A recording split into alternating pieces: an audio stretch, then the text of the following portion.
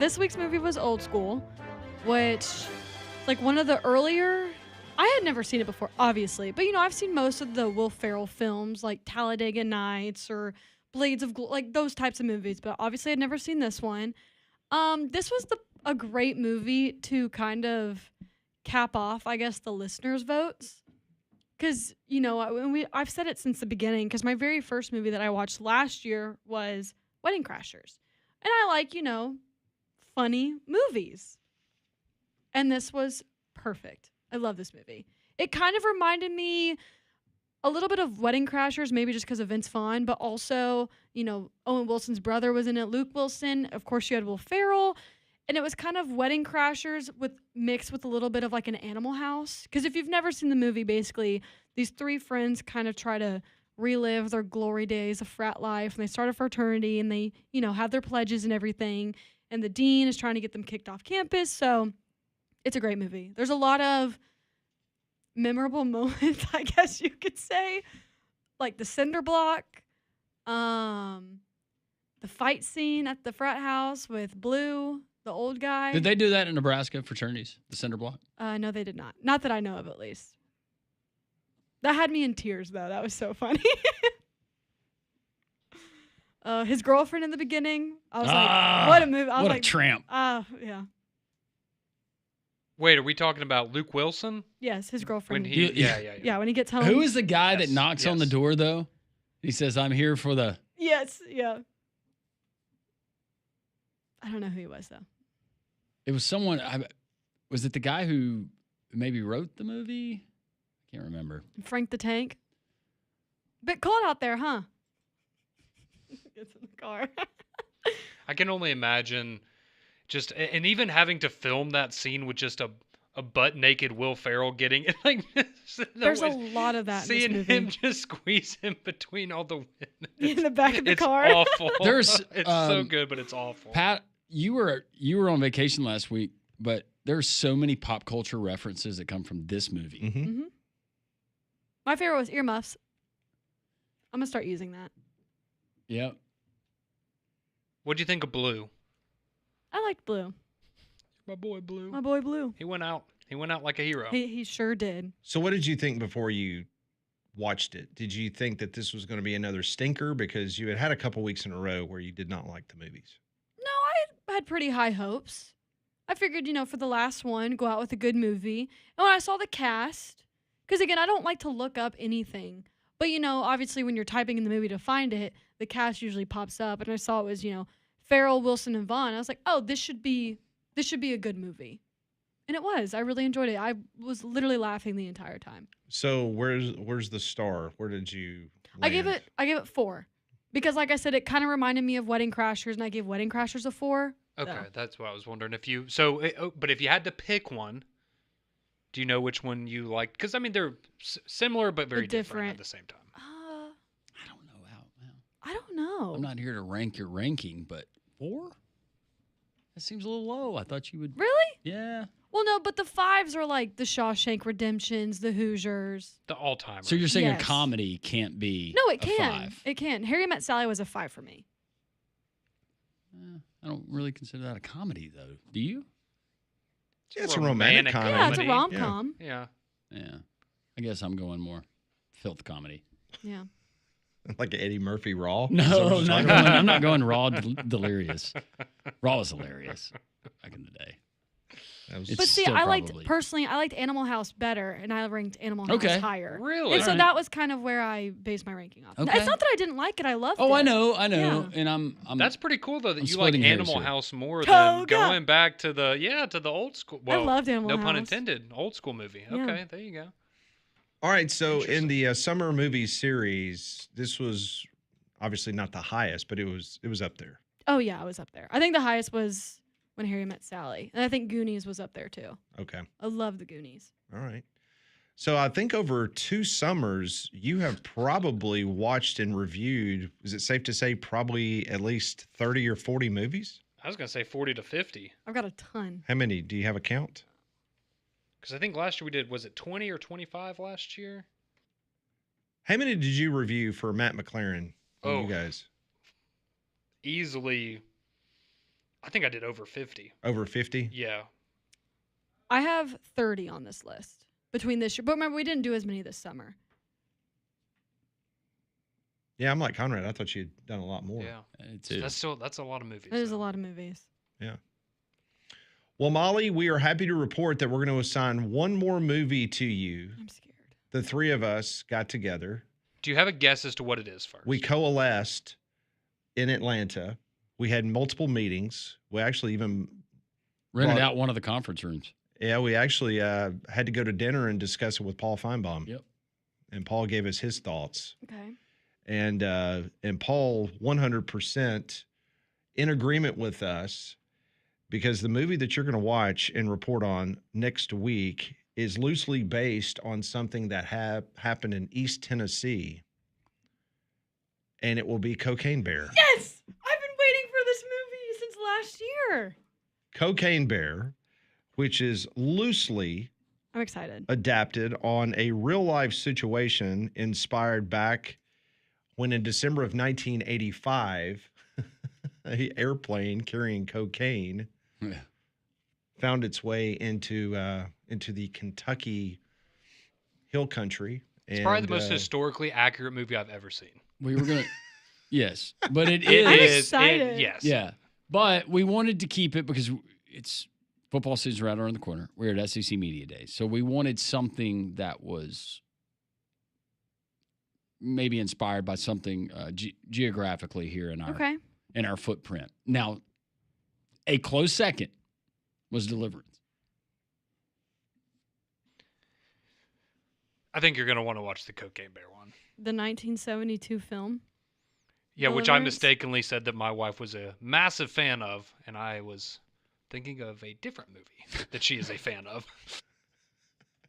She likes the Divergent movies. No, that would be No! that would be Conrad likes the movie I was Deliverance. gonna say if that's bad news for you. If Paige is a really big fan of the Deliverance that most people are thinking about. Well, we do get complaints about pig noises every now and then, so. Conrad, do your best, Ned Beatty. I don't think I'd want to watch this movie. I would concur. I don't think you do. Yeah. No. You love the banjo. No. No, I agree. That's Yeah, I'm okay. a particular palate that wants to go and watch that one. So this movie that you'll watch was produced and directed by Elizabeth Banks. I'm so excited. Oh, I forgot that she did. Oh, yeah. Here's the cool part. It was $30 million to produce, and it grossed over $95 million. So if you can get 3 times the return, Pretty good. Yeah. Me and Paige contributed to that. Half of that was just purchasing the cocaine. me and the family actually during it was during like a Christmas holiday. We sat around as a family and watched Cocaine. Of course you Bear. did. It's legitimately entertaining. And sadly, funny. it is also, if I'm not mistaken, Ray Liotta's last movie. I believe Yeah. you're Which right. is sad, but Yeah. he is very good in the movie. Well, it dawned on me that I was watching it, and my wife's like, we watched this one night. And I was like, well, I actually fell asleep, I think, halfway through the movie. But if you fall asleep halfway through that movie, you pretty much get the gist. I mean, Kerry Russell's in it. Yeah. Ice Cube's son is in it. Mm-hmm. So Ray Liotta. That's about it. that will be the final movie of the summer. If you remember when Molly was hired, she's about to start her 3rd year here. Isn't that crazy? Mm-hmm. Time flies. It does. But when she first was employed here, we were hazing her and we told her, hey, you're going to have to watch Cocaine Bear. So we finally got around to it. You've made it, kid. Thanks, guys. Thank you. Thank you. We will continue on this Football Friday. This is 3-Man Front on Jox.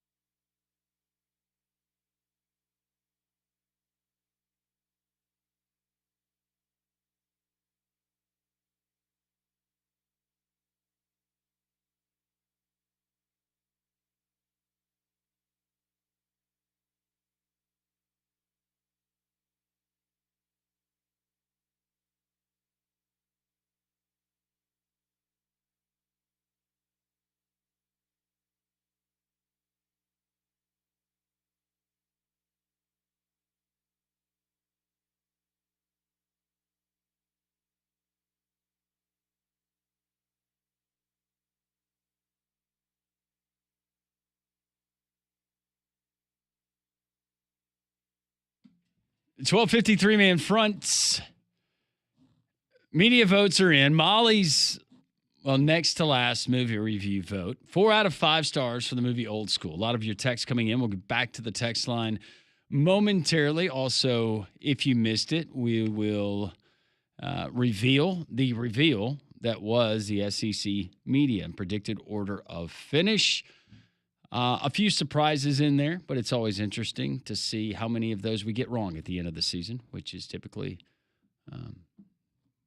as a whole, not this show, because we're only 4 votes, but as a whole, we're not super good at predicting the SEC champion, right? Well, we just have our own. We just vote on what I'm talking about us. All the members of the media that vote, not in terms the show. of history of picking it Yes. correctly. Yeah, it's pretty hit or miss. Yeah. I'll get back to your phone calls. Let's go to Larry. He's on the road. Hey, Larry, how are you? Hey guys, I wanted to say I listen to y'all show every day on the road 6 days a week, and everything from Morning Jox with Conrad and Damien, as well as you two guys. Love everything y'all do. Y'all bring it every day. And I just wanted to say, I know that y'all eat, drink, and sleep sports, but the question that I've got, guys, is simply this, because I'm traveling so much, but I haven't seen it. But with media days, I know that Bama plays FSU, and I think LSU plays Clemson and Texas, and they play at Ohio State. But as far as any of the other schools in the conference, are they playing anybody else, like maybe Michigan or other big schools through the year? I was just wondering. Oklahoma plays Michigan in week 2, I believe. Oklahoma and Michigan, they play early in the season. Florida, it's not. They played them last year. They've got Miami. They played them on the road, and of course the rivalry game with Florida State. Texas A&M takes on Notre Dame in South Bend. A friend of mine has mentioned to me that Arkansas is playing Notre Dame. Is that true? That is true, yes. Wow, that's going to be some great games this year. But I just wanted to mention that, guys. I listen to y'all every day, and I just keep bringing it. Take care, guys. Thank you so much, Larry. We appreciate it. We couldn't do it without great listeners like you. 205-834-9450 on the text line. Yeah, and I know even, again, I'm not saying this is going to grab a ton of headlines, but like you get Tennessee, Syracuse the first week of the season. I know that's not Texas, Ohio State, but that's a very high quality, ACC versus SEC matchup there. I mean, Syracuse was really good last year. A lot of reaction to the media vote and other things. We'll get to that text line now. Drake, who's a big Florida fan, he says he'll take it. Go Gators. Why not? Ready to fire Billy Napier prior to the start of last season. Amazing how quickly things can change, especially when you wrap things up with a 4-game winning streak and bowl win, knocking off Ole Miss and LSU. Yeah. In case you missed it, Florida is picked 6th, right behind South Carolina. I was about to say, if I'd probably put you at 9-3, that would be really good. Darren from Tennessee, who do y'all think will move the most in the polls by season's end, up or down? According to the media vote, for me personally, I would say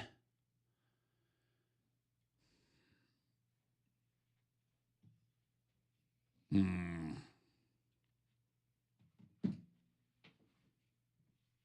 mean, based on the way that we voted, I would say up Auburn, because they had them at 11 and we all had them at either 7 or 8.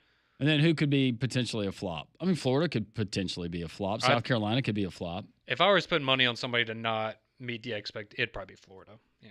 But that's why LSU, they're at 4. But South Carolina, Florida, Ole Miss, Texas A&M, Tennessee, Oklahoma, Auburn. You could reshuffle that 5 times, and I'd probably go, yeah, I could see that. I think Texas A&M will be lower at the end of the year. More of your texts, the much anticipated 1 o'clock hour on a Friday. It gets crazy. We'll do it. More of your phone calls welcome as well. 800-239-WJOX. Anything you might have missed, we will get to it and more breakdown and your reaction to the SEC media vote. How many did they get right? How many did we get wrong? We continue here on Jox.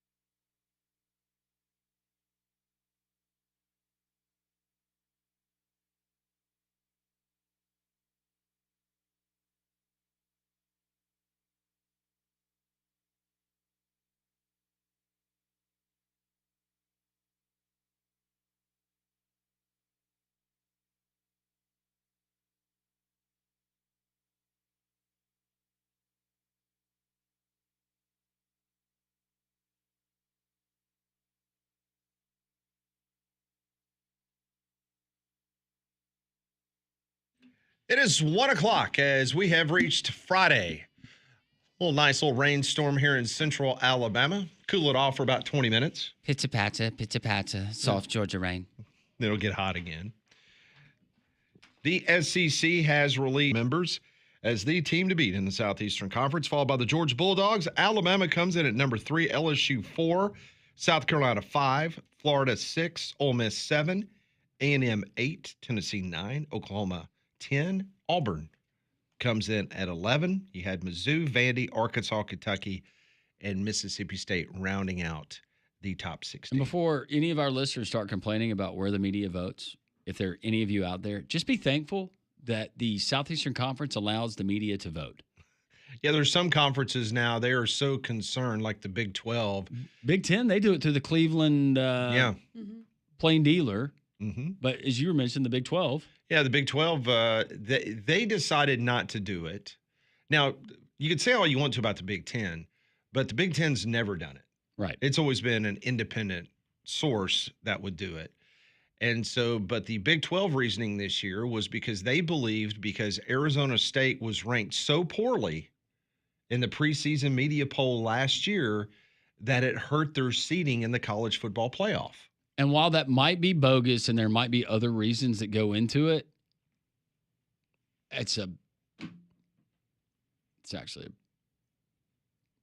I can accept that response or that rationale somewhat. Can't you? Mm-hmm. So, yeah. They also, but it looked really bad on their votes last year because they had, was it Colorado and then was Colorado? No, that was was that just the head coach rankings?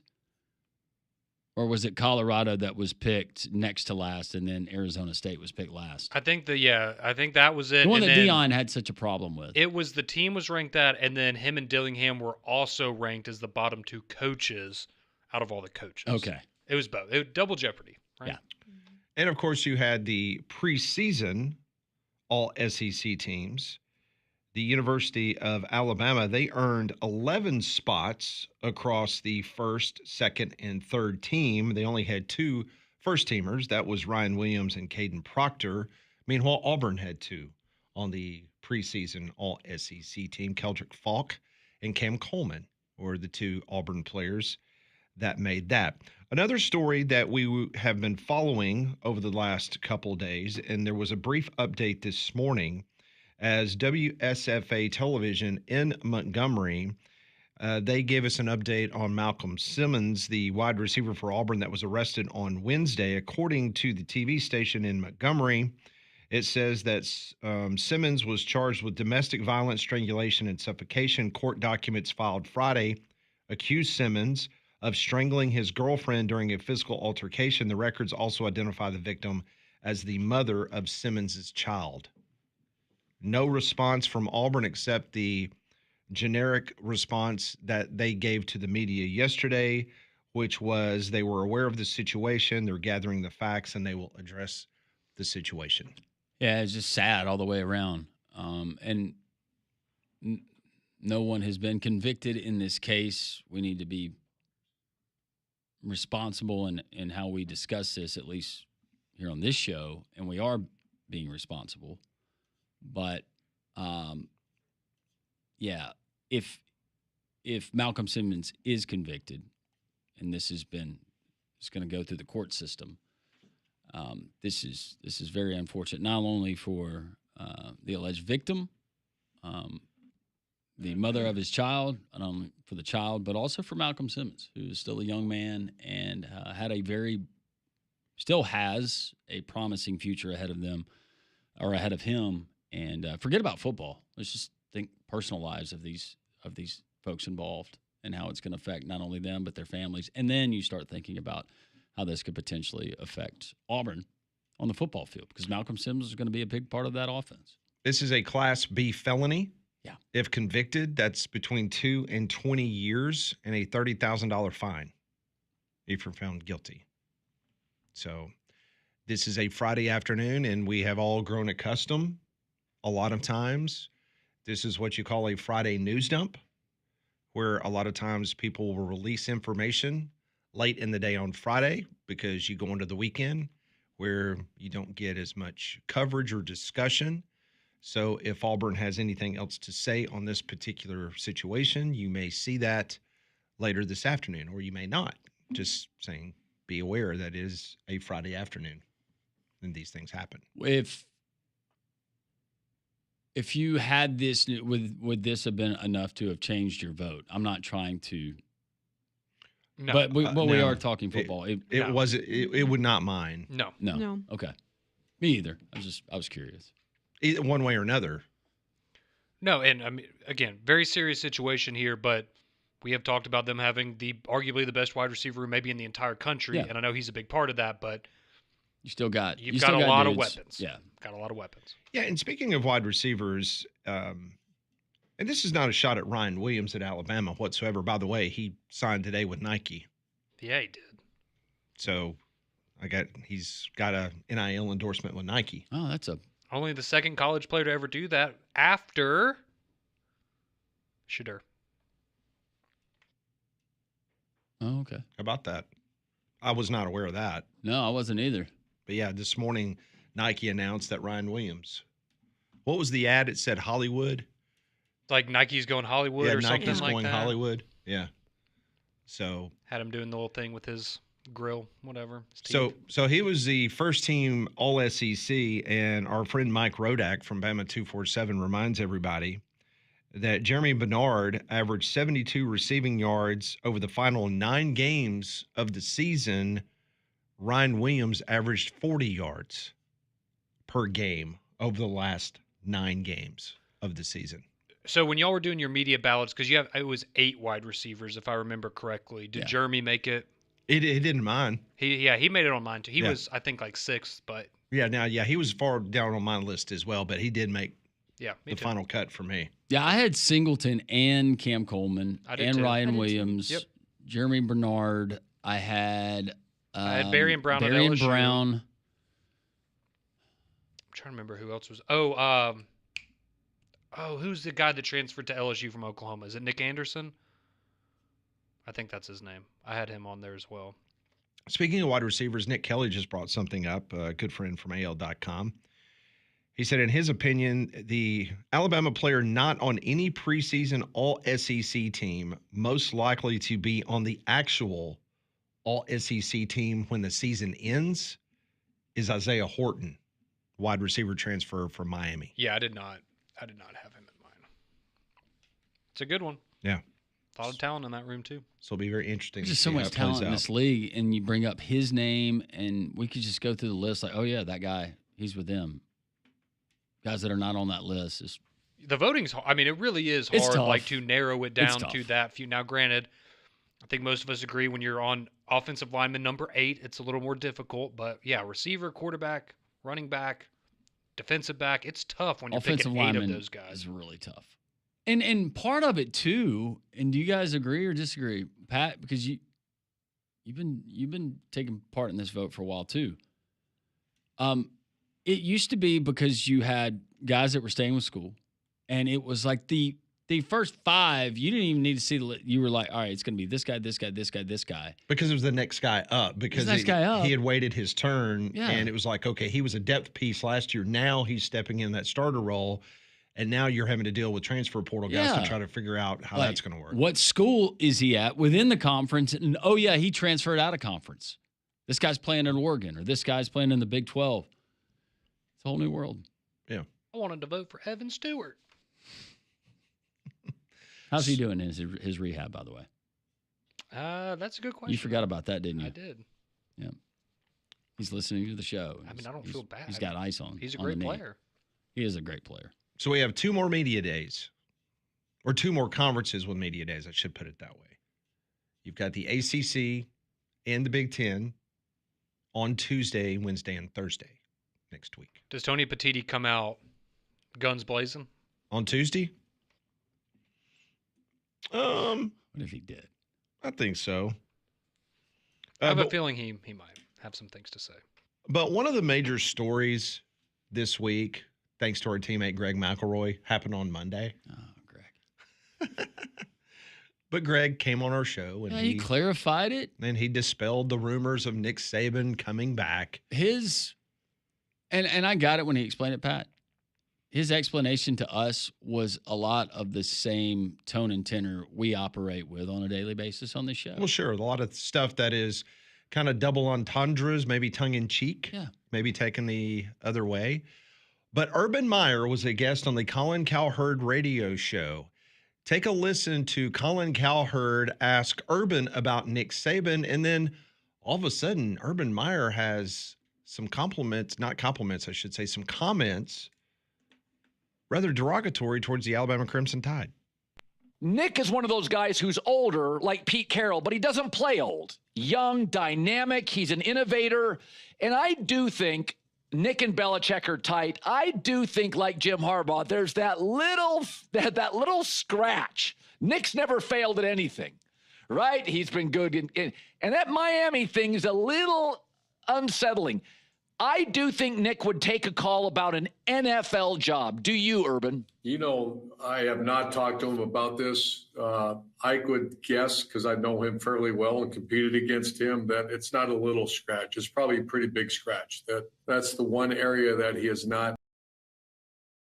Like you said, he's getting things going at Miami. I actually visited him when he was down there. I don't think he'd go back to college. I don't. You know, the whole idea that where the heck is Alabama? Why are they not in the top 10 in spending? I don't understand that one. And Coach DeBoer, I'd be asking some hard questions, say, what's the problem here? We can't compete. Agree with you. I would say very little to no chance he would get involved in college, but I think he would take phone calls from the NFL. Oh, man, where to start, right? Where to start? Just go slow. So, all right, so we'll start with this. So Nick Saban has a scratch because he didn't succeed in the NFL. So what does that leave Urban Meyer with? Is he clawing at himself every night? Because he might want to claw his eyeballs out after what happened in Jacksonville, Florida, on top of the fact that he clearly doesn't look at the recruiting rankings for Alabama, that, if anything, make his statement even more asinine because it shows that Alabama is able to do something with less money or resources than other programs, which is have top 5 recruiting classes still, even though Nick Saban's gone. I'm just glad that he got done before he had to fake a heart attack again. All right. Well done. Well done. Well played. I thought that hot pants would come into it. I thought the Pint House, and that seemed like too low-hanging fruit. Well, the thing I don't understand is that he's sitting there talking about, okay, but then he goes off on this tangent like about, he had that in his back pocket just ready to go. About, well, Alabama's not a top 10 team in NIL. Kalen DeBoer should be asking this question. What's going on? We cover this on a daily basis. We ask people that cover Alabama as closely as we do, hey, what's the NIL number? Like, what's the roster number? What are they spending on the roster? Nobody has that information, but Urban Meyer does. Urban Meyer is telling America that Alabama's not a top 10 team when it comes to NIL.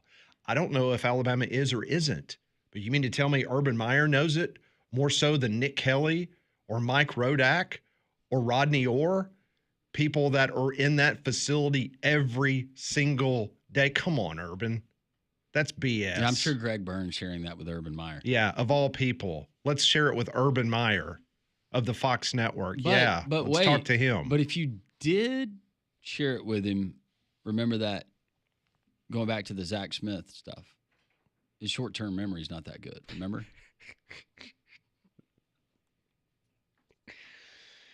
I hope they're asking tough questions in Gainesville, because if he's worried about Alabama, then he needs to be worried about the Florida program since he left because he didn't want to do it anymore and his health was getting in the way.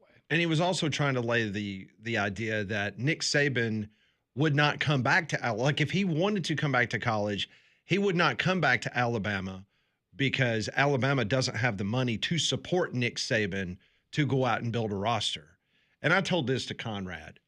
Does anybody think that's listening to this radio show right now that if Kalen DeBoer had a 5-star recruit that he wanted to sign at Alabama, and let's say that they felt comfortable enough that, you know what, this is a missing piece and we need him really, really bad, and he went to the people that handles NIL at Alabama, and let's just say that they had to overpay for somebody, do you not think that the University of Alabama would be able to find that money to take care of somebody when it comes to a football player?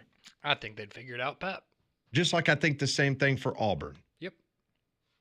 Other There's schools, clear proof of Auburn recently, yeah. well, yeah, but so that argument is just it's just fallacy. It's just not even real, because Alabama will compete if they obviously feel the need and they have somebody that they want to go after. But I mean, if you're just going to throw, $40 million at a roster, then the answer is going to be heck no. I know it's not going to happen. I know it feels like we're piling on, but as far as coaches that have national championships to their name, and I'm including Jimbo Fisher in this, I probably respect Urban Meyer's opinion the least. I would probably agree with that. And in I'm the same not breath, saying he wasn't a fantastic, great college football coach. I think he's the best college football coach of my lifetime that's not named Nick Saban. But He's also a schmuck. Some of the things that come out of his mouth. Molly, you're a big Urban Meyer fan, whether it's on aren't you? Big Noon Kickoff or a podcast, He's awful. he doesn't have to do that. And it's like, is that your genuine, authentic take? He's an Ohio State boy. Because if it is, goodness. And in addition to hot pants, you did not bring up Aaron Hernandez. And I thought that was going to be. That was going to be. I was trying to kill him with kindness. Yeah, I have no more questions. Your drop the mic moment. I was going to go something else, but it would have sounded really bad considering the name. Sorry, I settled on heart attack. I had some options, and I settled on fake heart attack. Because he is known for sticking it out when times get tough at the school that is employing him, right? Sorry. That's what he's known for? Oh, no, that's not him. Sorry. See, you got Molly, too. He's a schmuck. I'm tired of it. It's just your choice of words.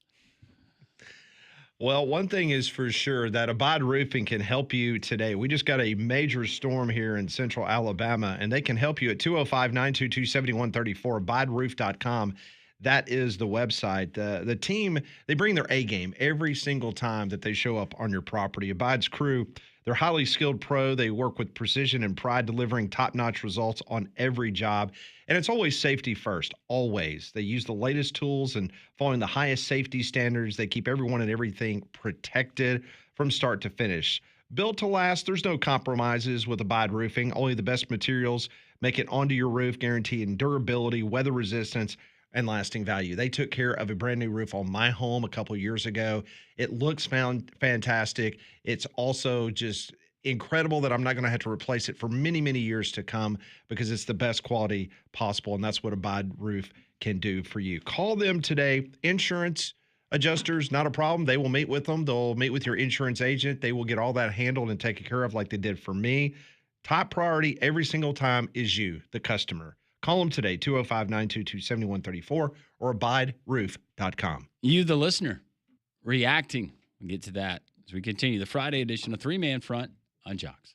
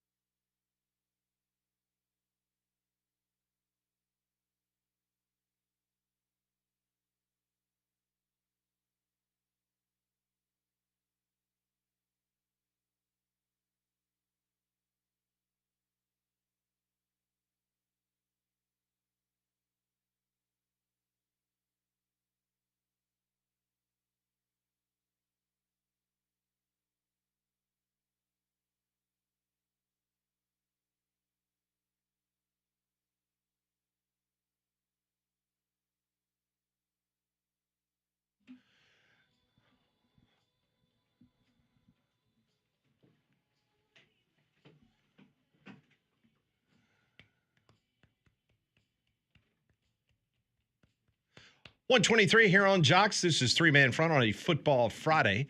A lot of talk about the SEC media poll that came out. Texas to win the SEC, Georgia finishing number 2, Bama at 3.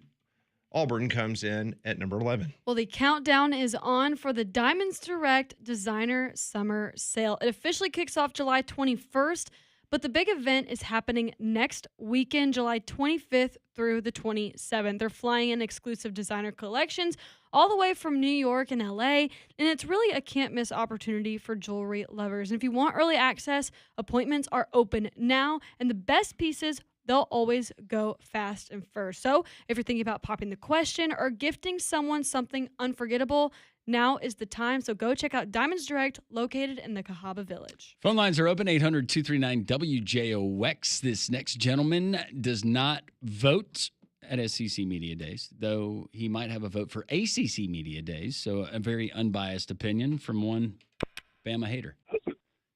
What's up? What's going on, guys and gal? How are you? Are you excited that Hey, Alabama's not picked number 1? Man, I didn't go to the comedy club this weekend, but I got a big laugh a few minutes ago from who you guys picked. Hey, I got a couple of questions, but I want to start off with this question.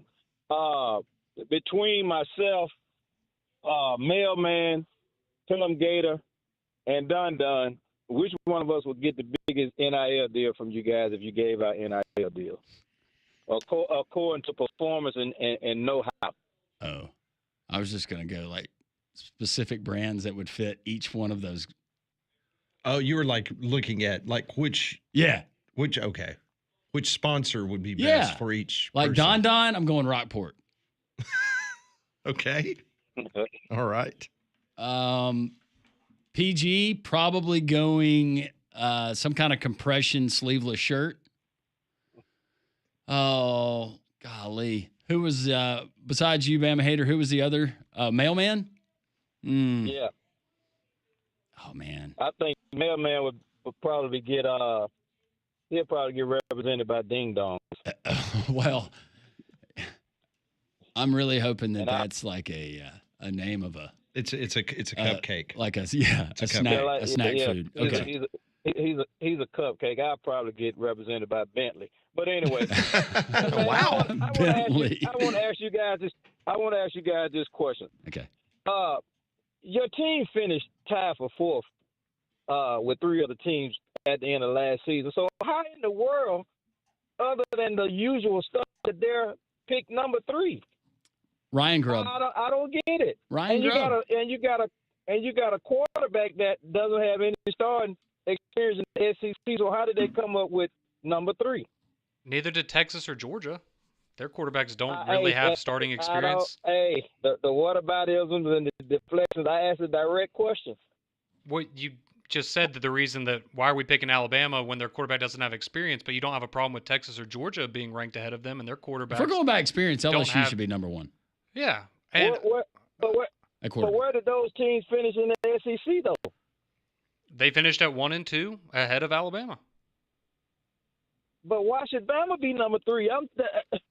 I'm confused. Because it's a new season, and the teams on their schedule.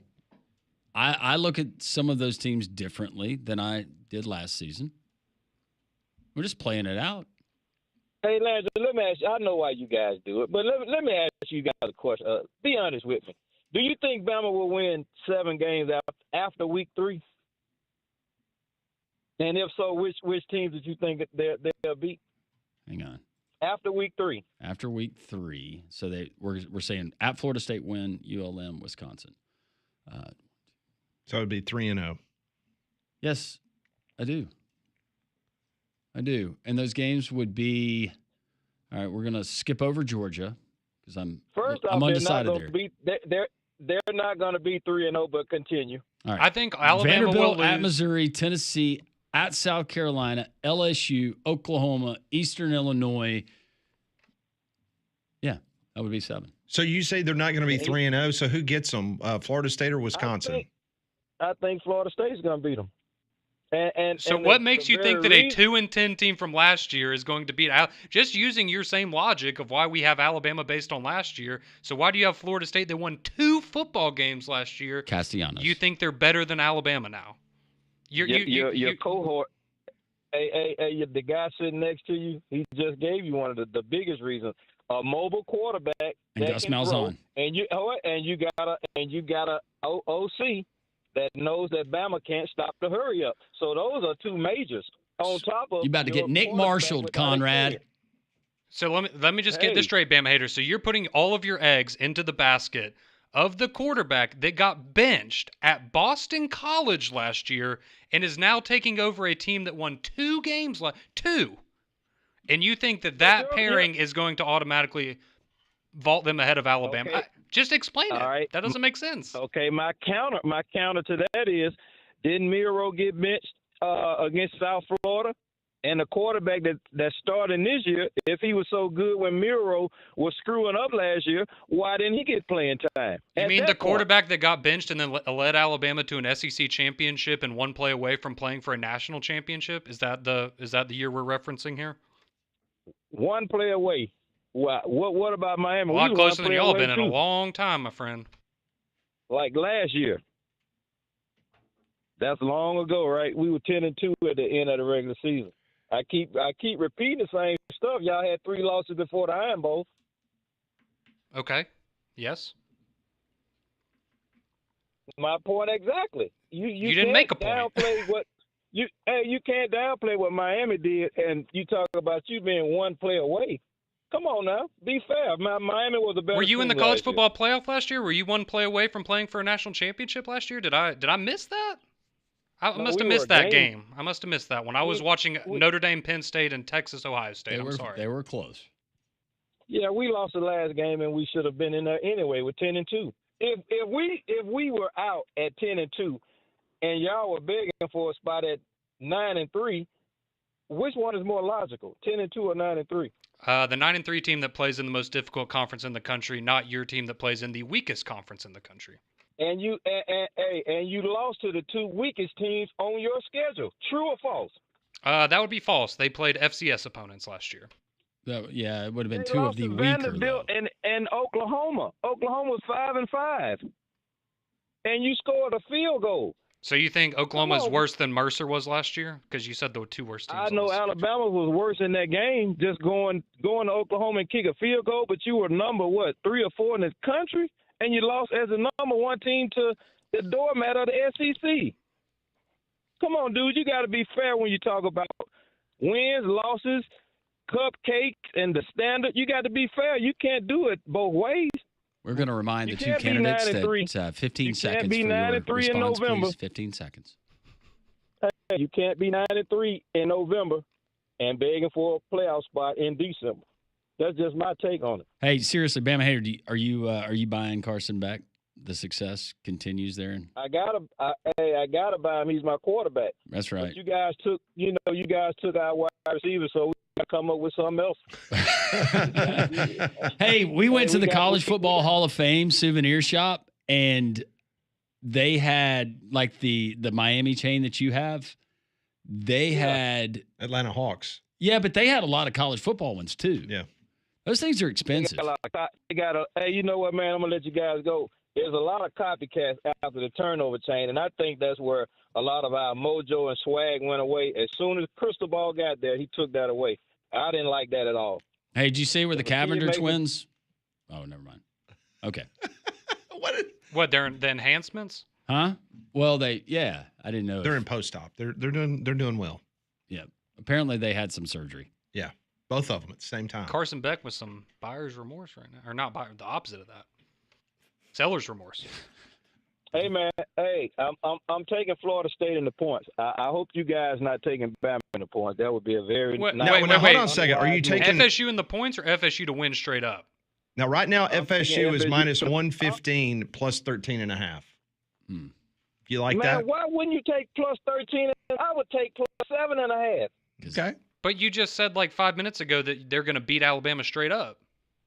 Well, I win on both sides. Yeah, that's You, right. you seem to be I paid him- backtracking after our conversation, but that's okay. You know what? I'm not backtracking. No. I had a money line plus the points. I will say this. Bama Hater has shared with me some of his tickets. He does well. He's a man after my own success. Hey, I'm guaranteed to hit at least 3 10-teamers per football basketball season. You If do Bama well. Hater would agree to around go with you and FSU Dave, I would drive to Winnebago. That would be worth And I it. wish I want to go to the Florida State Miami game this year, so maybe me and FSU Dave can hook up. That would Watch be out good. for Castellanos, man. He's legit. It's gonna be a long ride back for him. Though. Come up to Hey, tacos soon. We'd love to break bread with you again. Okay, I'll make it up there probably next Tuesday. All right, brother. We'll Thank see you. you. All right. See you. The passion is here. Absolutely. Football Friday. This is Jox, 3-man front.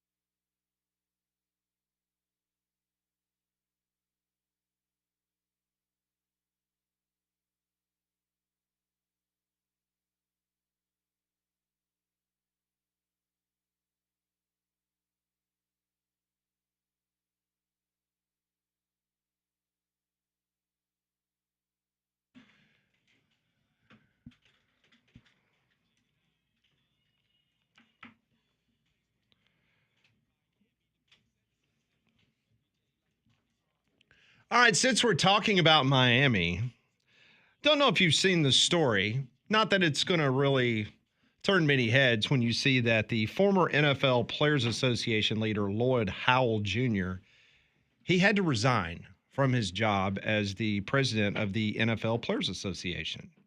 He was not at the Coldplay concert, though. No, he was not.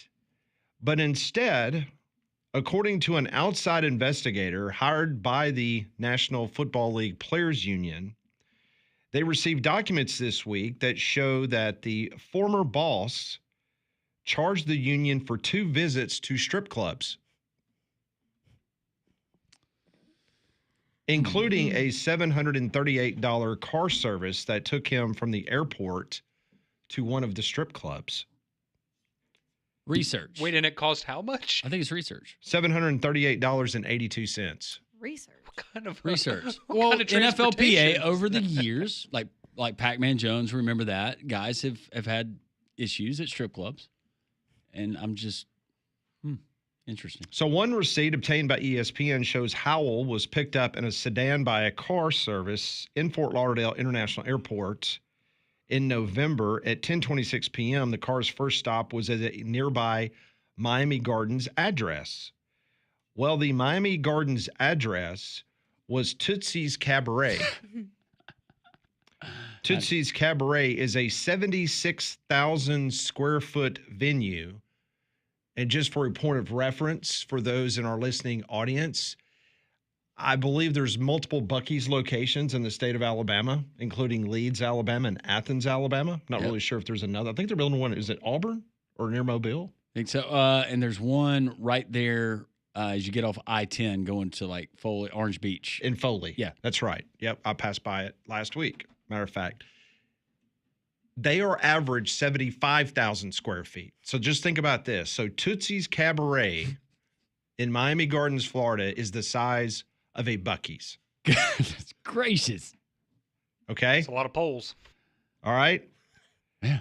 Now, this venue bills itself as the world's largest strip club, full nude, #1 rated. Golly, I that's wonder what all goes into are we talking about like the Oh, food's no. the best? I mean, or the- 76,000, that's a lot of overhead unless you get There's a lot of what? overhead. Yeah. That's 70. That's huge. Is it all one level? I've never been to Tootsie's No, I know- Cabaret, I so know you- I can't I know tell you whether haven't. it's- I know you haven't, it's but I one didn't know if level it or was two Just give us level. your best guess, pal. Yeah. I don't know. What does the layout look like? Like, Where's the I buffet? don't know. Yeah. Where's the? Like, I'm just imagining when I go into Buc-ee's, so I see where the barbecue is. Off in the distance, I'm looking in that palatial bathroom. But off to the left, you got like cast iron skillets. You know what I just realized? Kitchenware. Home decor. You've been Home there. decor. No, but they both have something in common. Are there like themes? Is it like themes, like a theme park where you have can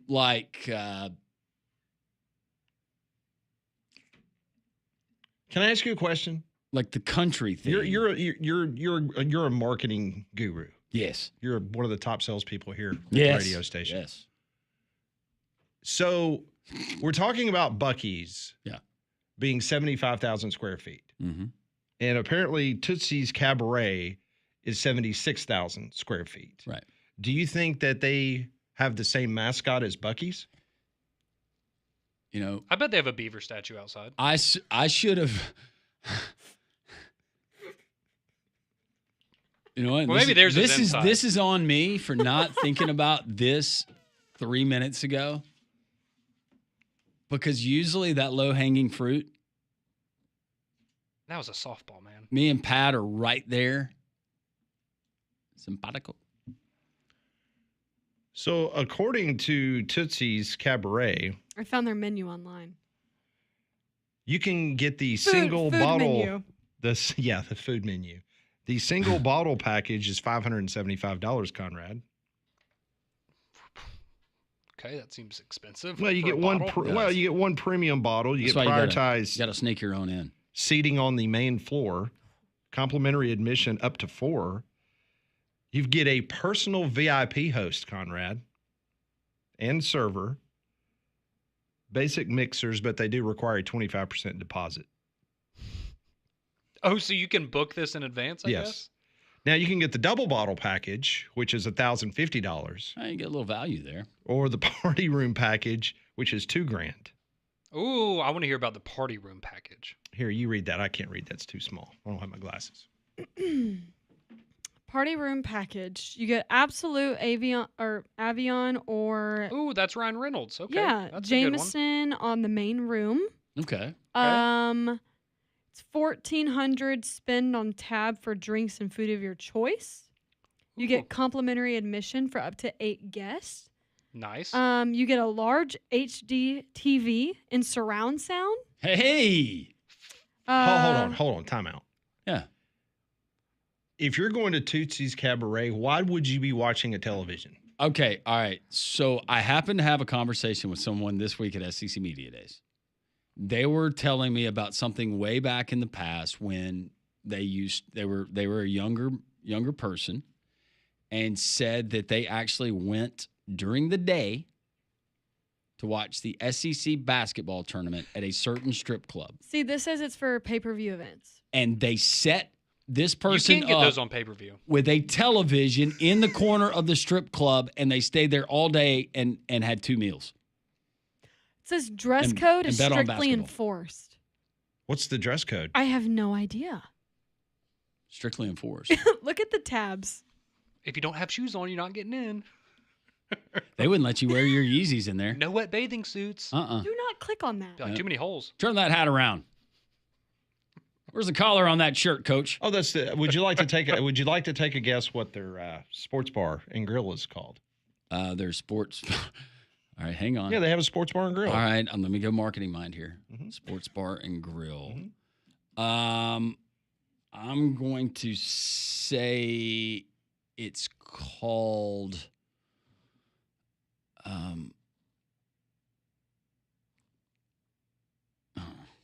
can't. You said it's a sports bar? Mhm. Yeah.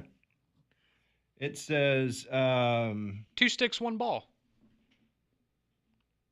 it's open 7 days a week. They show all major local and national sports events. Yeah. 16 huge screens to watch multiple events simultaneously, along with 6 pool tables and video games. Ooh, that's fun.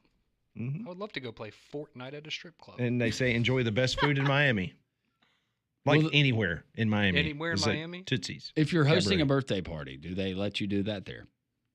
Probably. Can you so bring? you want to take can a you guess bring on the your own name? cake?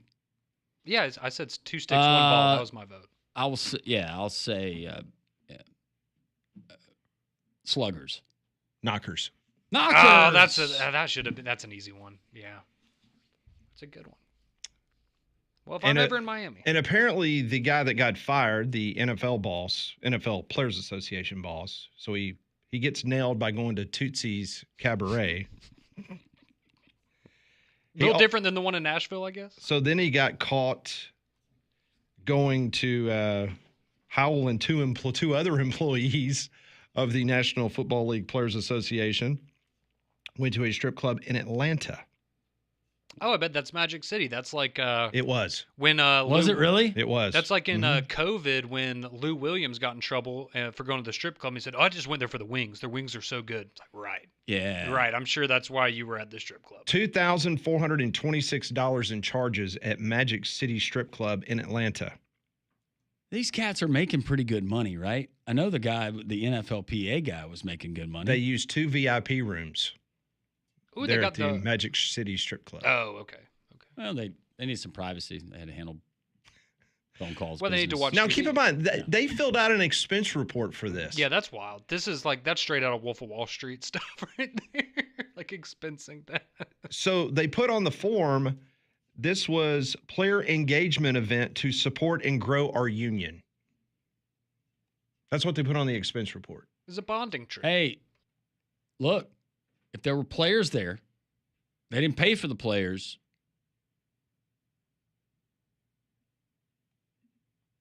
Yeah.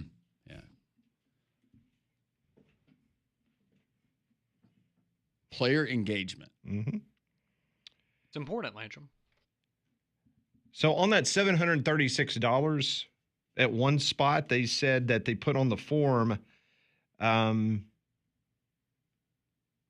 this included food, alcoholic drinks, fees, taxes, and gratuity. Oh, I'm glad to know they tipped. They also show 4 major cash withdrawals from the ATM at the location, and it was flagged with alerts, apparently referring to potential reimbursement violations. You don't want to be labeled a cheapskate. So there you go. So if you're ever in the Miami area looking for the best cuisine in the South Florida area, head to Knocker's Sports Bar and Grill. I'm just glad that we didn't. Conrad wanted me to take him to Magic City in Atlanta this week. Do you have anything that's gluten-free?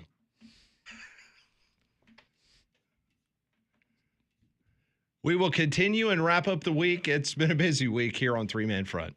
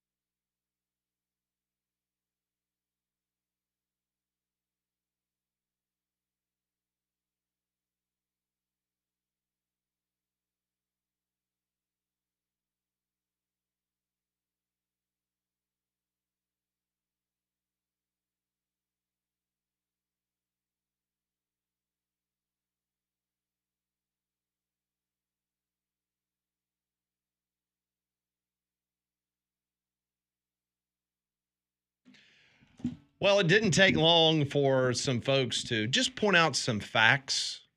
I mean, I quoted earlier about Mike Rodak, what he was talking about, that Jeremy Bernard, the last 9 voted Ryan Williams first team all SEC. Well, our good friend Matt Moscona from ESPN Radio in Baton Rouge has just pointed out the fact, because I think this is going over really well in the state of Louisiana, that Garrett Nussmeier was not the first team all SEC quarterback. He points out that last year, Lenora Sellers had 2,534 yards passing, 8 touchdowns, 7 interceptions. Garrett Nussmeier last year had 4,000 yards passing. Lenore Sellers' first team. I didn't either. I voted DJ Lagway. Did you? I put Nussmeier second. Yeah. I think I had Nussmeier. Sellers was on my list. Sellers was not first on mine. I think he was third or fourth on mine. But yeah, he's taking umbrage to the fact that the media picked Sellers over Garrett Nussmeier. I know we're talking about something totally different, but this is in reference, just perspective from what we were just talking about in the last segment. The size of that place. So one of our listeners texted in and said it's actually an old Costco warehouse. Oh, there you go. Makes sense then. So I wonder if, like the kitchen area in Costco, is that where they set up the buffet and Tootsie's? That, I mean, it makes sense, right? You'd have all the hookups and stuff you would probably need it, right? Just for anyone trying to picture the You ever had lunch layout. there? At Costco? Mm-hmm. You get the chicken It's on a so stick. cheap. Yeah, it's incredible. It's so cheap. Anyways, just for reference, that was. No, I think that's a good. People can grasp that. That's big.